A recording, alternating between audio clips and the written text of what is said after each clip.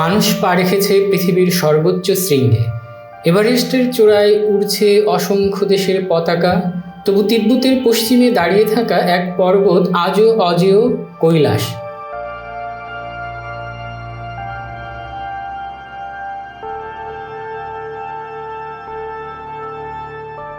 উচ্চতায় মাত্র ৬,৬৩৮ মিটার, এভারেস্টের চেয়ে অনেক নিচু।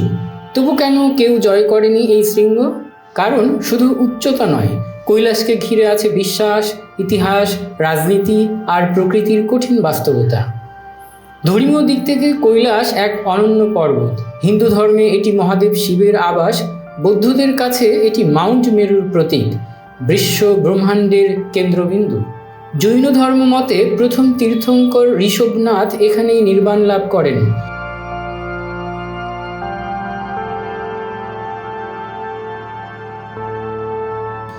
বন ধর্মেও এটি আধ্যাত্মিক শক্তির উৎস, ফলে শৃঙ্গে পা রাখা অনেকের কাছে পবিত্রতার লঙ্ঘন। পাহাড়টিকে জয় নয়, বরং প্রদক্ষিণ করাই এখানে আধ্যাত্মিক সাধনা। রাজনৈতিক বাস্তবতাও কম গুরুত্বপূর্ণ নয়।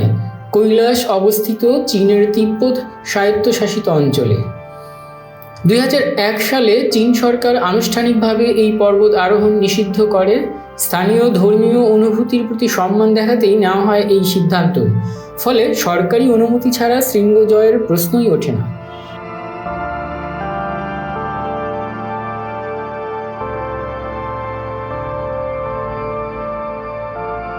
তবে চেষ্টা একেবারেই হয়নি তা নয়।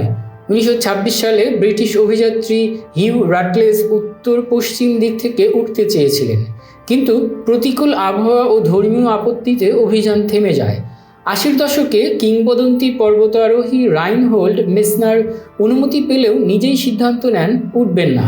২০০১ সালে স্পেনের একটি দল অনুমতি পেলেও আন্তর্জাতিক প্রতিবাদে তা বাতিল হয়। ইতিহাস যেন বারবার বলেছে এই শৃঙ্গ অন্যদের মতো নয়। এর সঙ্গে জড়িয়ে আছে নানা কিংবদন্তিও। কেউ বলেন কৈলাসের আশপাশে সময়ের গতি বদলে যায়, কম্পাস বিভ্রান্ত হয়। অনেকে মনে করেন তিব্বতী সাধক মিলারেপা একমাত্র শিখরে স্পর্শকারী। প্রচলিত আছে তিনি নাকি অন্যদের সতর্ক করেছিলেন এই শৃঙ্গ মানুষের জয়ের জন্য নয়। আর আছে প্রকৃতির কঠিন চ্যালেঞ্জ। কৈলাসের গঠন প্রায় পিরামিডের মতো, চারদিকে খাড়া ও বরফে ঢাকা।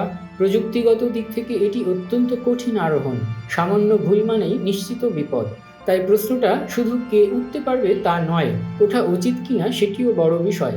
এভারেস্ট মানুষ জয় করেছে সাহস ও দক্ষতায়, কিন্তু কৈলাস আজও দাঁড়িয়ে আছে এক প্রতীক হয়ে, বিশ্বাস, সীমা আর মানুষের বিনয়ের। হয়তো সব শৃঙ্গ জয়ের জন্য নয়, কিছু শৃঙ্গ থাকে যেগুলো আমাদের মনে করিয়ে দেয় প্রকৃতি ও বিশ্বাসের সামনে মানুষ সবসময়ই ক্ষুদ্র।